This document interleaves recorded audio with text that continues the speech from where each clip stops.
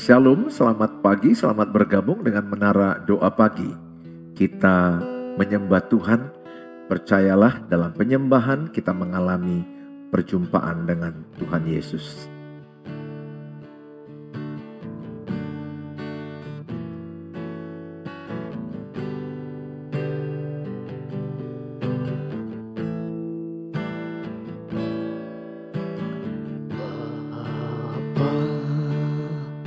Kau setia,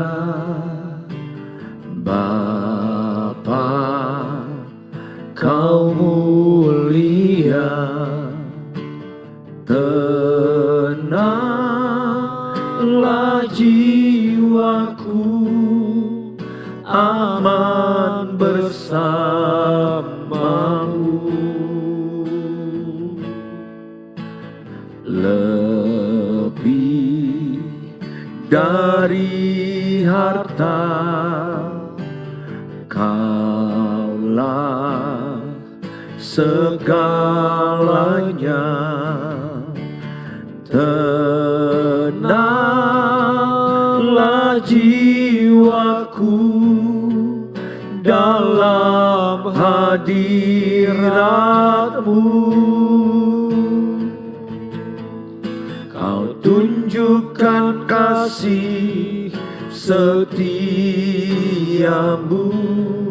Kau menyediakan yang ku perlu. Kau setia, Kau mulia, dulu, sekarang, dan selamanya. Kau tunjukkan kasih setiamu, Kau menyediakan yang ku perlu. Kau setia, Kau mulia, Bapa, Kau setia.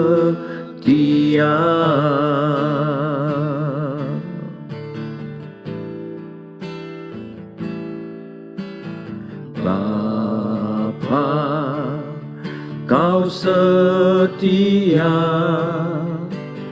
Bapa, Kau mulia, tenanglah jiwaku, aman bersamamu.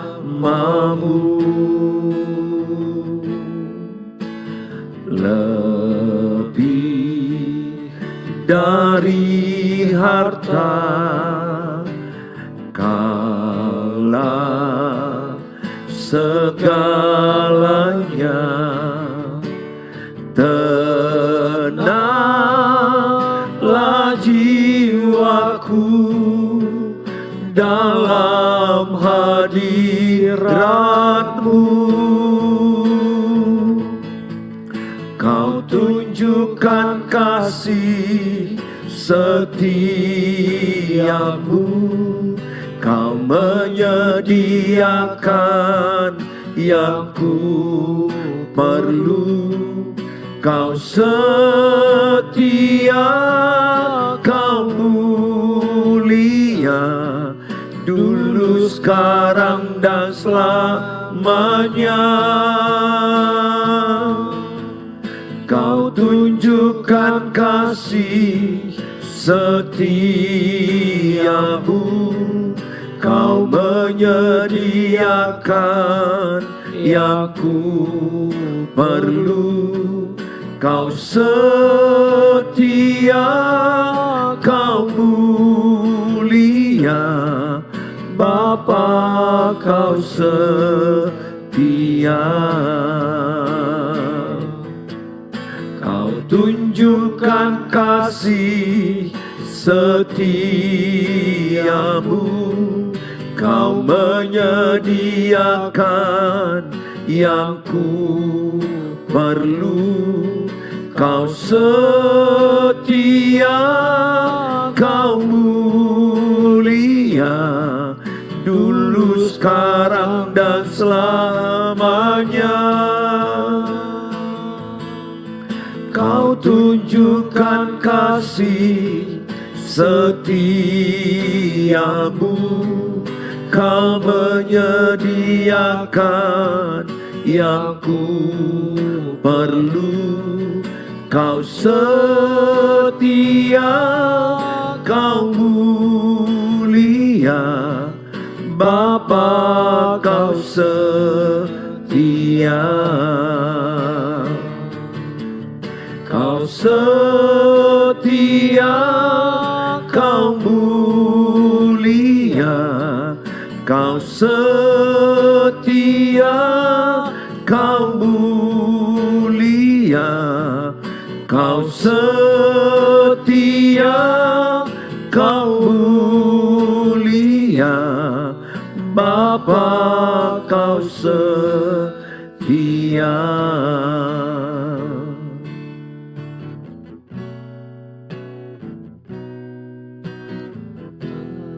Sedetik pun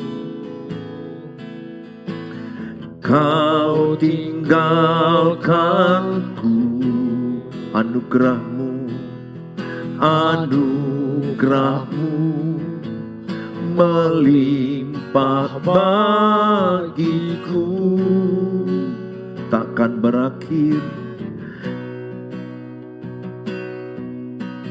takkan berakhir.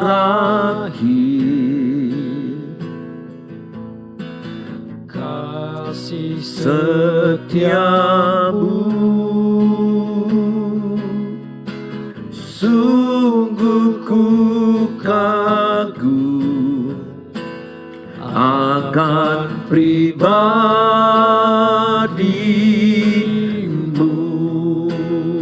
Betapa aku merindukan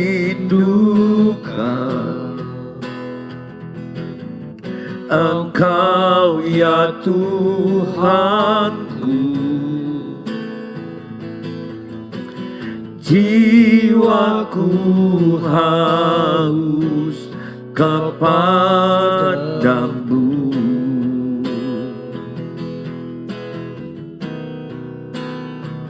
Sepanjang umur hidupku Kau memberkatiku. Ku puas dengan kebaikan-Mu.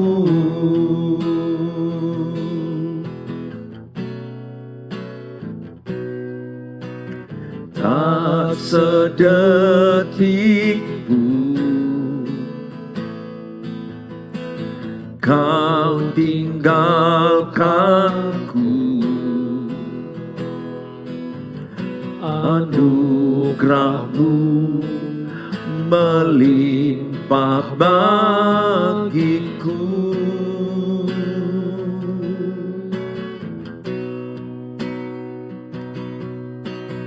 Takkan berakhir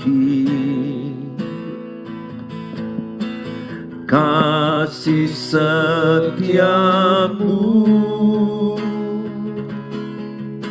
sungguh ku kagum akan pribadi-Mu.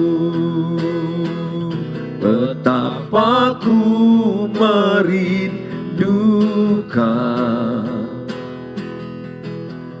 Engkau ya Tuhanku. Jiwaku haus kepadamu.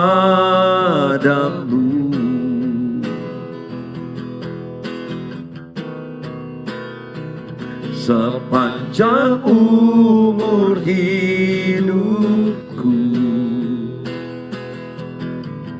Kau memberkatiku. Ku puas dengan kebaikan-Mu.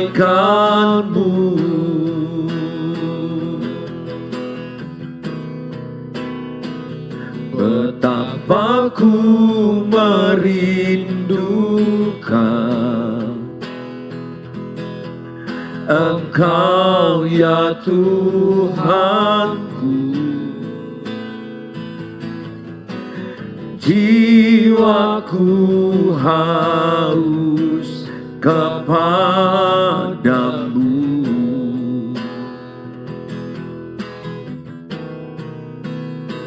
Sepanjang umur hidupku,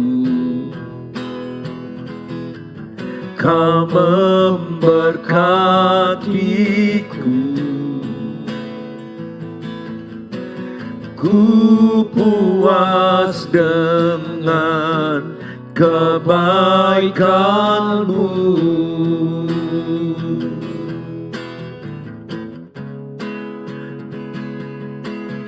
Ku puas dengan kebaikan-Mu.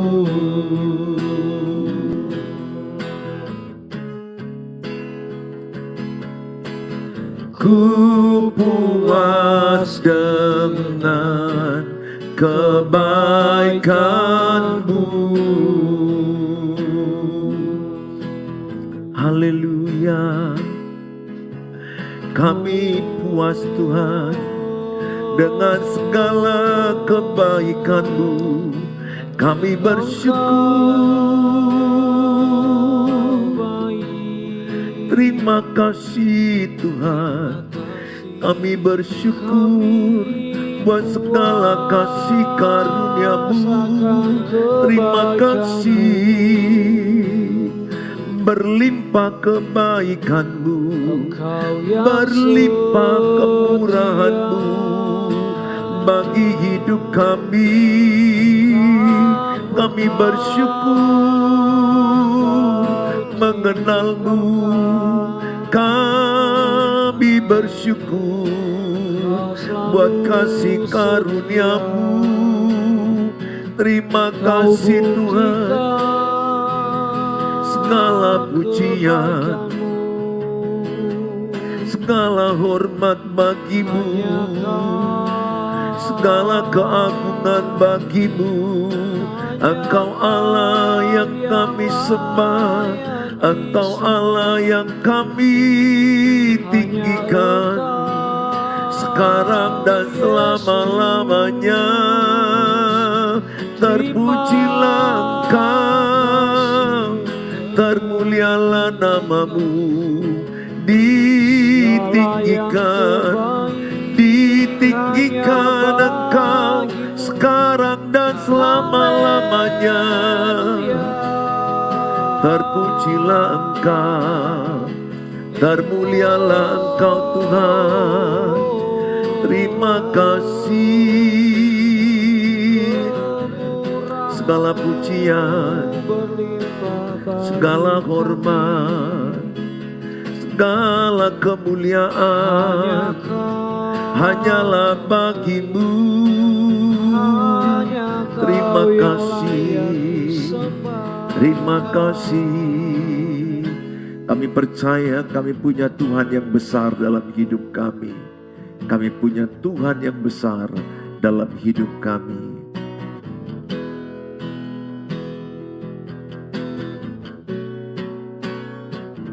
Aku punya Tuhan yang besar, yang telah berjanji dan sanggup menggenapi. Imanku bersepakat percaya kuasa-Nya. Ku terima sekarang kemenangan dari-Mu. Aku punya Tuhan yang besar, yang telah berjanji dan sanggup menggenapi. Imanku bersepakat percaya kuasanya, ku terima sekarang kemenangan darimu. Aku punya Tuhan yang besar, yang telah berjanji dan sanggup menggenapi. Imanku bersepakat percaya kuasanya, ku terima sekarang kemenangan darimu. Ku terima sekarang kemenangan darimu. Ku terima sekarang kemenangan darimu.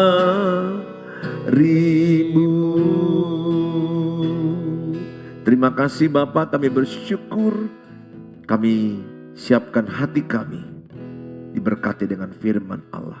Di dalam nama Tuhan Yesus kami berdoa. Amin. Shalom.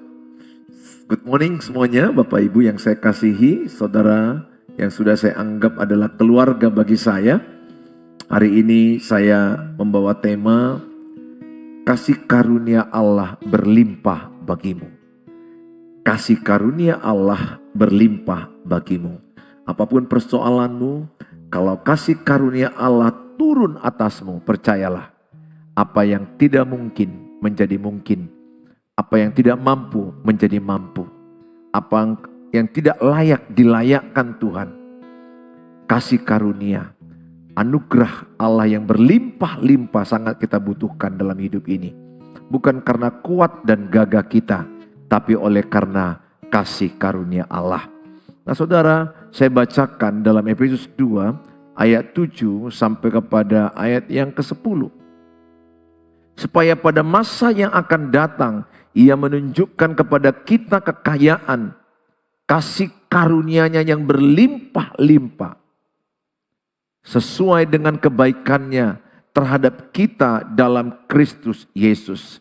Sebab karena kasih karunia kamu diselamatkan oleh iman. Itu bukan hasil usahamu, tetapi pemberian Allah. Itu bukan hasil pekerjaanmu. Jangan ada orang yang memegahkan diri. Karena kita ini buatan Allah, diciptakan dalam Kristus Yesus untuk melakukan pekerjaan baik yang dipersiapkan Allah sebelumnya. Ia mau supaya kita hidup di dalamnya. Saudara, suratan Rasul Paulus kepada jemaat Efesus, kalau kita lihat di ayat yang pertama, kedua dan ketiga, itu saya berikan poin yang pertama, bahwa setiap kita adalah orang-orang yang berdosa. Bahwa kita adalah orang-orang yang dahulunya adalah orang-orang yang berdosa. Kita manusia yang berdosa dan upah dosa adalah maut. Jadi ayat 1-3 di Efesus 2 ini, Rasul Paulus mengingatkan jemaat Efesus, jangan meninggalkan kasih Allah yang mula-mula. Jangan meninggalkan kasih Tuhan yang semula. Karena jemaat Efesus pernah meninggalkan kasih Allah yang mula-mula. Rasul Paulus mengingatkan mereka, firman Allah mengingatkan mereka bahwa dahulunya kamu adalah hidup dalam dosa. Bahwa dahulunya kamu hidup dalam daging dan upah dosa adalah maut. Dalam Roma 3 ayat 23 semua orang telah berbuat dosa dan hilang kemuliaannya. Roma 6 ayat 23 upah dosa adalah maut. Saudara yang saya kasihi, tidak ada di antara kita orang yang tidak berdosa. Sejak kita lahir, sudah ada dosa yang kita bawa. Dosa turunan. Sehingga kita nggak perlu merasa lebih rohani dari orang lain. Semua kita lahir adalah orang-orang yang sudah membawa dosa. Pabrik dosa itu ada di hati kita. Maka dikatakan di Yohanes 3:16, karena begitu besar kasih karunia Allah bagi kita, sehingga ia mengaruniakan putra tunggalnya supaya setiap orang yang percaya kepadanya tidak binasa, melainkan beroleh hidup yang kekal. Kesadaran kita bahwa kita ini adalah sebenarnya orang yang layak dimurkai, orang yang layak untuk dibinasakan karena kita orang yang berdosa. Satu hal yang tidak boleh ada di hati Bapak Ibu, jangan merasa lebih baik dari orang lain. Jangan merasa lebih rohani dari orang lain. Jangan merasa gereja kita yang lebih didengar Tuhan dari gereja orang lain. Gereja kita lebih rohani dari gereja orang lain. Jangan. Semua kita sama di mata Tuhan. Sama-sama memiliki yang namanya dosa turunan. Hari ini saya mengajak kita semua, jangan lupakan kasih-Mu yang semula kepada Tuhan. Kasih-Mu yang semula yang berkobar-kobar melayani Tuhan. Sejak tahun 88 saya sungguh-sungguh mengenal Tuhan. Dan sejak itu saya mengingat betapa saya berkobar-kobar, menyala-nyala melayani Tuhan karena kasih mula-mula. Ada banyak orang telah meninggalkan kasih yang mula-mula. Di mana dia mau berkorban, di mana dia mau capek, dia mau menderita demi pelayanan, demi Injil, demi jiwa-jiwa. Tapi ada banyak orang sekarang mulai meninggalkan kasih yang mula-mula. Oleh karena itu saya mengajak kita semua, sadarilah kita ini manusia orang yang berdosa. Dan kita perlu dapat kasih karunia Allah. Karena upah dosa adalah maut. Saya mengibaratkan kalau orang jatuh ke dalam lumpur hidup, maka orang itu akan mati di telan lumpur itu. Sehingga yang dibutuhkan orang itu adalah adanya seseorang yang mungkin menaruhkan kayu atau bambu atau tali melemparkan kepada dia, maka dia bisa menarik kayu atau tali itu dan dia keluar dari lumpur itu supaya dia jangan mati.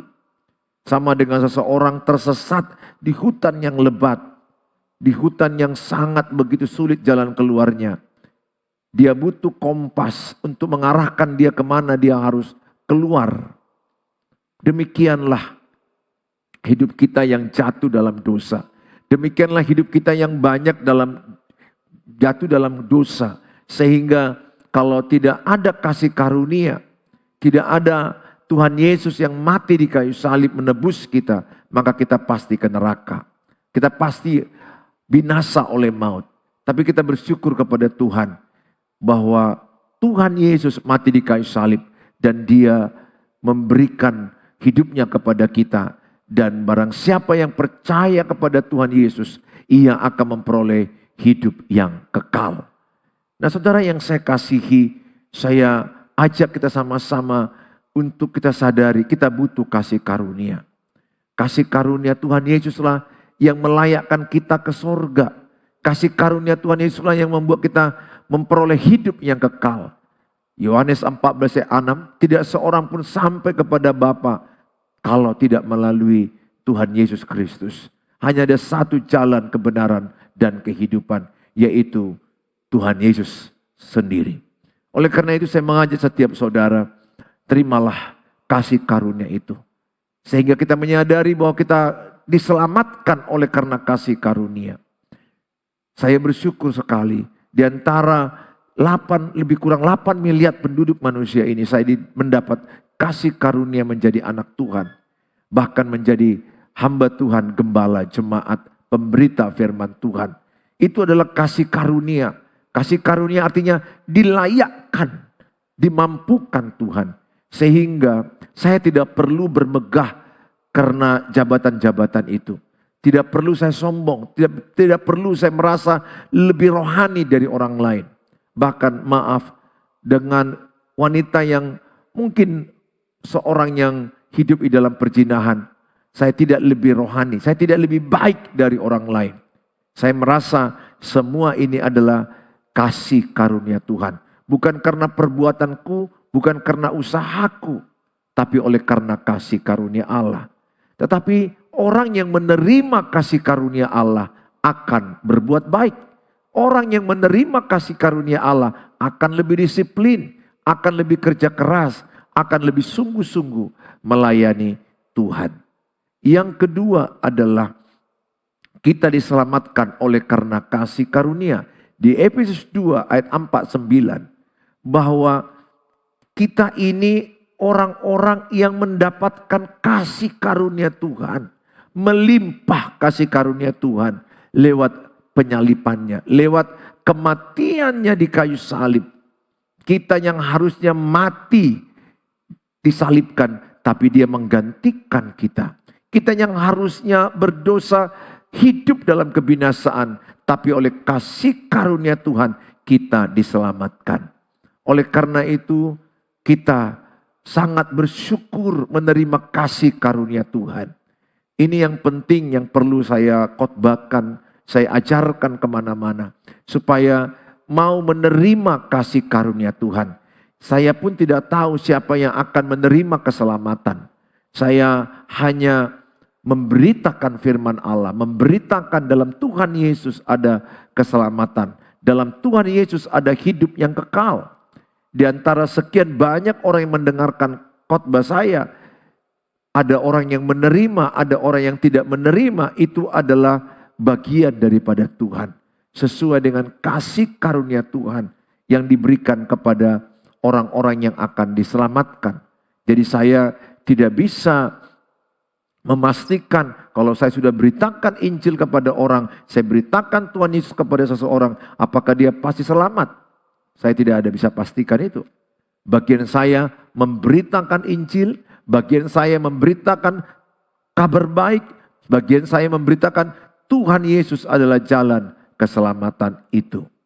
Nah, saudara yang saya kasihi, kita sangat bersyukur kalau kita sudah dipilih Tuhan menjadi anak-anaknya. Itu adalah berkat yang terbesar dalam hidup kita. Berkat terbesar dalam hidup kita adalah menerima salib Tuhan Yesus. Menjadi anak-anak Tuhan Yesus. Oleh karena itu, kalau kita sudah sadar, kita orang berdosa, harusnya menerima kebinasaan. Tapi oleh karena kasih karunia-Nya, kita digantikan posisi kita. Kita tidak disalibkan, tapi Tuhan Yesus yang disalibkan. Dan barang siapa yang menerima Tuhan Yesus Kristus di hatinya, maka dia disebut anak-anak Allah dan memperoleh hidup yang kekal. Tentunya ada tanda-tanda orang yang disebut manusia baru. 2 Korintus 5 ayat 17, barang siapa yang menerima Tuhan Yesus, ia disebut manusia baru, ciptaan baru. Yang lama telah berlalu, yang baru telah datang. Jadi kalau saya berkata saya terima Tuhan Yesus di hati saya, maka hidup lama saya itu saya tanggalkan. Hidup kedagingan, hidup dosa, hidup duniawi saya tinggalkan. Saya tanggalkan, saya kenakan hidup baru, hidup Yesus. Pikiran Kristus, perkataan Kristus, perbuatan Kristus.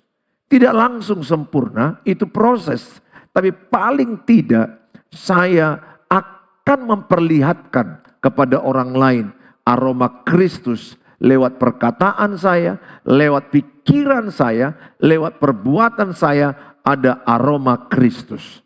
Sehingga saya menjadi suratan Kristus yang terbuka. Demikian juga saudara, menjadi suratan Kristus yang terbuka. Tidak cukup kita hanya berkata, oh oleh karena kasih karunia Tuhan. Tapi kita tidak menunjukkan cara hidup kita menerima kasih karunia itu. Orang yang menerima kasih karunia itu hidupnya lebih rohani, lebih sungguh-sungguh, lebih kerja keras, lebih disiplin, lebih takut akan Tuhan. Di sini banyak orang mungkin salah berkata oleh karena kasih karunia Tuhan, tapi hidupnya hidup dalam perjinahan tiap hari, hidup di dalam kebohongan, hidup dalam hawa nafsu, kedagingan. Tetapi mulutnya berkata, aku diselamatkan oleh karena kasih karunia Tuhan. Ini kebablasan, ini yang salah, ini yang sesat. Sehingga kita perlu menyadari, kalau seseorang itu sudah menerima kasih karunia, dalam kitab 1 Korintus dikatakan, dia semakin lebih bekerja keras, lebih rajin, lebih sungguh-sungguh melakukan pekerjaan Tuhan. Yang ketiga adalah pada ayat yang ketiga, pada ayat yang ke-7, supaya pada masa yang akan datang ia menunjukkan kepada kita kekayaan kasih karunia-Nya yang melimpah-limpah sesuai dengan kebaikannya terhadap kita dalam Kristus Yesus. Jadi kasih karunia Allah melimpah-limpah. Bukan hanya bicara kita dilayakkan masuk ke sorga, tapi kasih karunia Allah melimpah-limpah dalam kehidupan sehari-hari kita. Di dalam pernikahan, di dalam mendidik anak, dalam pekerjaan, di dalam kesehatan. Kita butuh kasih karunia Allah yang melimpah-limpah. Khususnya bagi bapak ibu yang sedang mengalami masalah rumah tangga yang rumit, pernikahan yang berat. Saudara, aminkan firman ini. Kasih karunia Allah melimpah-limpah bagi pernikahanmu. Kasih karunia Allah melimpah-limpah bagi keluargamu, bagi anak-anakmu. Kalau kasih karunia Allah melimpah-limpah bagi pernikahanmu, lihat apa yang Bapak Ibu pikirkan gak mungkin lagi rujuk, gak mungkin lagi bersatu. Tuhan sanggup melakukannya. Itu yang saya maksudkan, kasih karunia Allah berlimpah-limpah, dimampukan, dibisakan Tuhan, diberi hikmat daripada Tuhan. Demikian juga mungkin masalah keuangan, masalah pekerjaan, masalah usaha. Mungkin sedang mengalami drop keuangan, tagihan yang begitu banyak, cicilan tidak dibayar, kebutuhan anak-anak yang sangat banyak. Saudara, katakanlah kepada Tuhan, kasih karunia Allah berlimpah-limpah bagiku. Kasih karunia Allah berlimpah-limpah bagi usahaku. Sehingga engkau akan melihat apa yang tidak pernah kau lihat, apa yang tidak pernah kau dengar, apa yang tidak pernah kau pikirkan, apa yang tidak pernah timbul di hatimu akan disediakan Tuhan.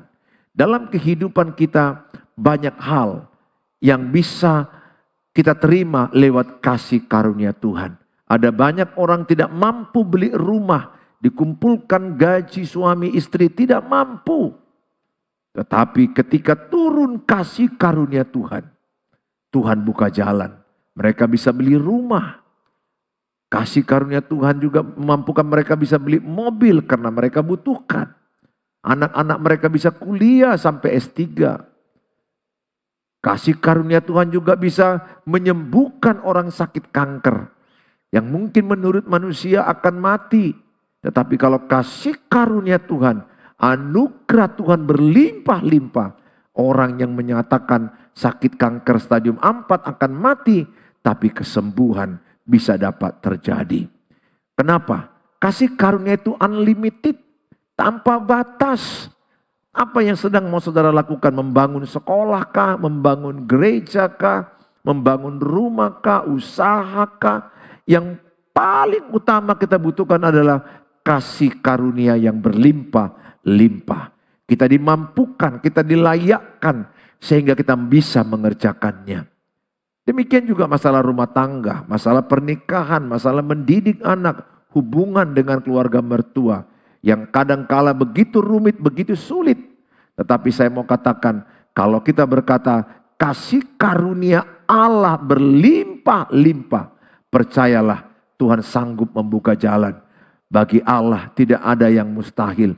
Bagi orang percaya tidak ada yang tidak mungkin. Pesanku sama saudara, selalulah katakan kepada Tuhan, saya mau hidup di dalam kasih karunia-Mu. Katakan setiap pagi, setiap hari, aku percaya kasih karunia-Mu memampukan aku melewati lembah kekelaman ini. Kasih karunia-Mu memampukan aku melewati kesulitan ini. Kasih karunia-Mu memampukan aku sembuh, aku sehat. Kasih karunia-Mu membuat aku berhikmat, bijaksana, mengelola usaha. Dan usaha kami bangkit, keuangan kami bangkit. Saudara yang saya kasihi, sekali lagi, kasih karunia artinya kita dilayakkan Tuhan. Kita dimampukan Tuhan. Oleh karena itu, rendahkanlah hatimu supaya Tuhan meninggikan engkau. Orang yang tinggi hati pasti akan jatuh. Amsal katakan, kesombongan adalah awal dari kehancuran. Kesombongan adalah awal daripada kehancuran hidup seseorang. Saudara yang saya kasihi, kita diselamatkan, poin ketiga, untuk melakukan pekerjaan baik.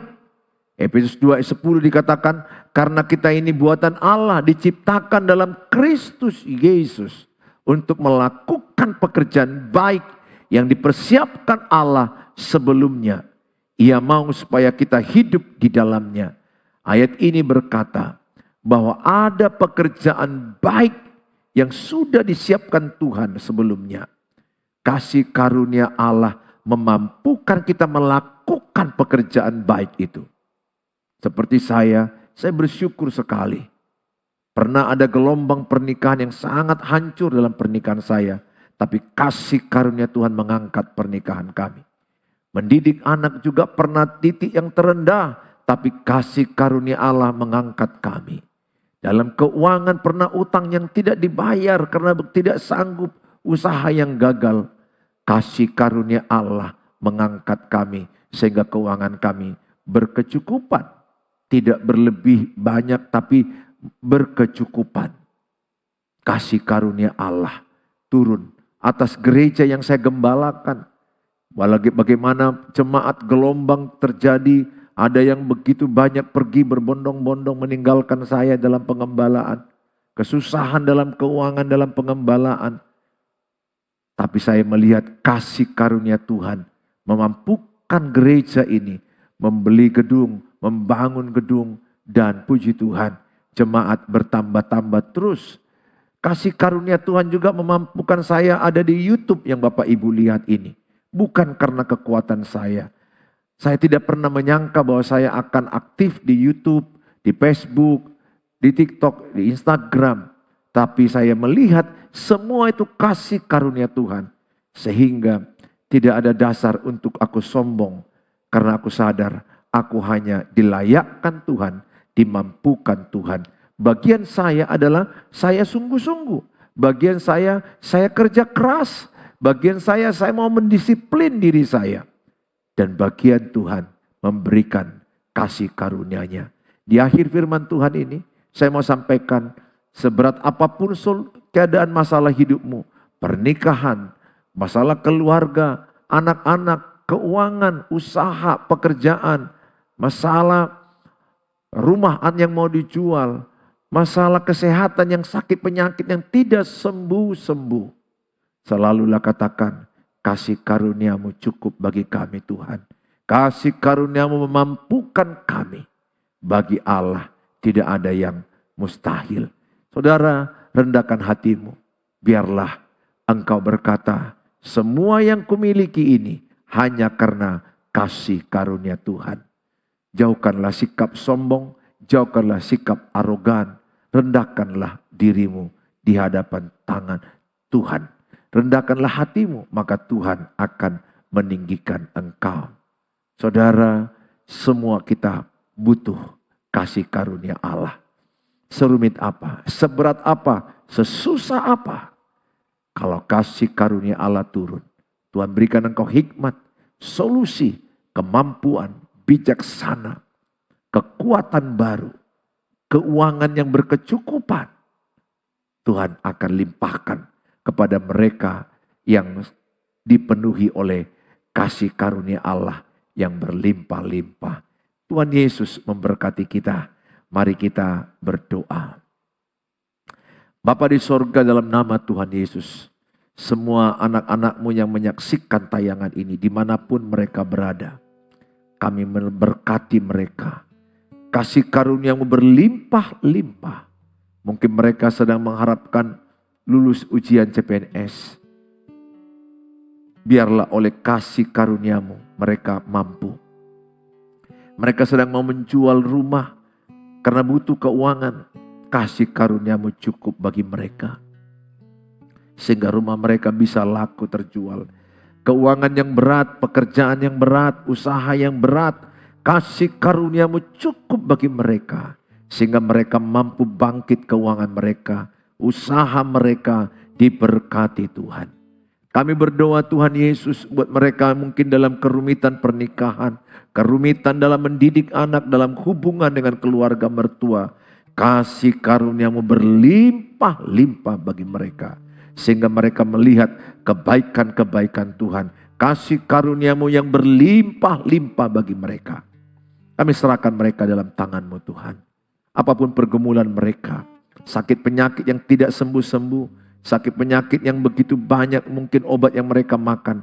Hamba-Mu berdoa, biarlah kasih karunia-Mu berlimpah-limpah bagi mereka yang sakit. Sehingga yang sakit disembuhkan Tuhan. Yang sakit dipulihkan Tuhan. Urapi obat-obat yang mereka makan. Semangat baru ada pada mereka. Sukacita baru ada pada mereka. Terpujilah Engkau Tuhan Yesus, sekarang dan selama-lamanya. Terima kasih buat pemberitaan firman ini. Berkati semua umat-Mu dimanapun mereka yang berada. Dalam Tuhan Yesus Kristus. Kalau engkau lagi sakit, taruhkan tangan kanan-Mu di bagian yang sakit. Hamba-Mu berdoa, kalau mereka yang menyaksikan ini dalam keadaan sakit. Mungkin mereka di rumah sakit, di rumah. Dengan iman dan percaya, bagi Tuhan tak ada yang mustahil. Yang sakit disembuhkan dalam nama Yesus. Biarlah mereka menikmati kesehatan daripada Tuhan. Kesembuhan daripada Tuhan. Kasih karunia-Mu berlimpah-limpah bagi mereka semuanya yang lagi sakit ya Tuhan. Bagi yang kau berkesusahan keuangan, angkat kedua tangan-Mu. Bapa di surga, Engkau melihat jemaat yang lagi kesusahan keuangan, pekerjaan.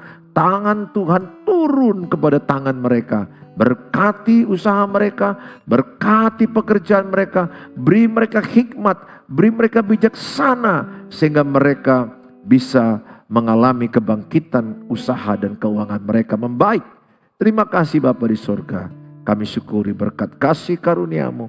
Di dalam nama Tuhan Yesus Kristus, kami berdoa, haleluya, amin, amin.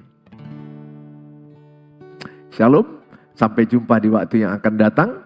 Saudara, kalau saudara diberkati dengan tayangan YouTube Suheri Gultom, saudara terlibat membagikannya kepada orang-orang lain, percayalah, saudara sudah terlibat memberitakan firman Tuhan. Sharelah link YouTube Suheri Gultom supaya banyak orang dikuatkan, diberkati dengan firman Allah. Tuhan Yesus memberkati kita. Haleluya.